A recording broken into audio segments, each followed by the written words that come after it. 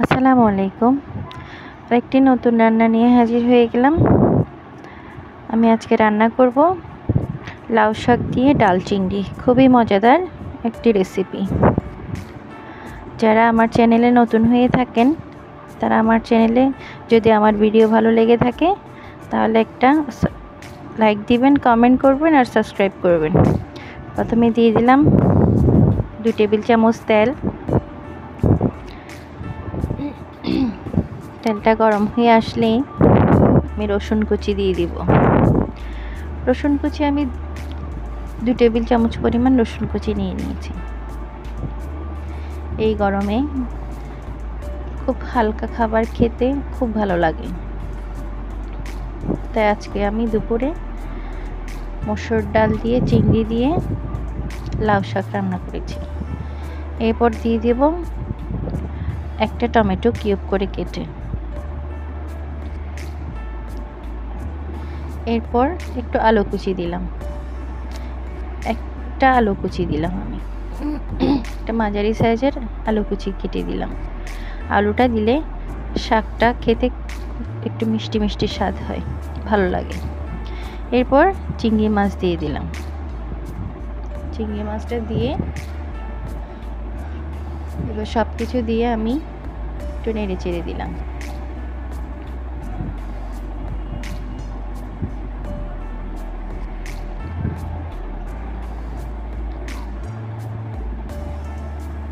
এরপর মসুর ডালটা দিয়ে দিলাম। আমি মসুর ডালটা 15-20 মিনিট ভিজিয়ে রেখেছিলাম যাতে তাড়াতাড়ি কুক হয়ে যায়। যেহেতু আমি শাকে দিয়েছি, শাকটাও খুব তাড়াতাড়ি কুক হয়, সেজন্য মসুর ডালটা তাড়াতাড়ি কুক হয়ে যাওয়ার জন্য ভিজিয়ে রেখেছিলাম।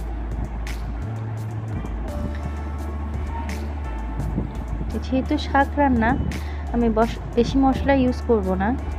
শাক রান্নাতে বেশি মশলা ইউজ করলে শাকের অরিজিনাল টেস্টটা নষ্ট হয়ে যায়।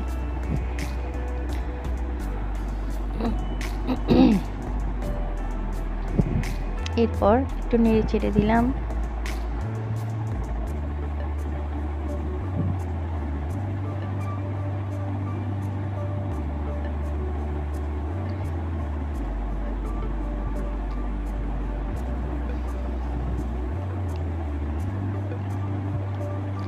এরপর আমি 1 চিমটি হলুদের গুঁড়া, 1 চিমটি মরিচের গুঁড়া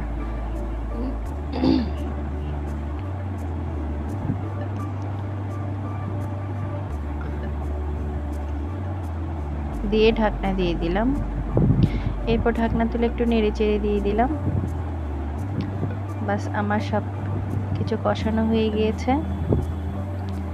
আমি এরপর শাকটা পরিষ্কার করে ধুয়ে কেটে নিয়েছি। এরপর আমি শাকটা দিয়ে দিব।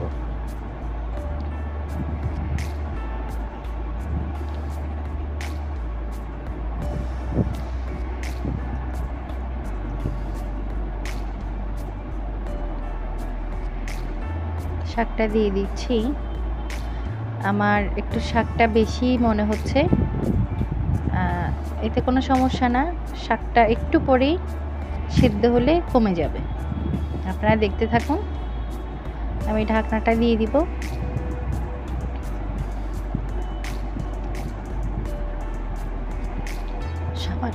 স্বাদ মতো লবণ দিয়ে দিব।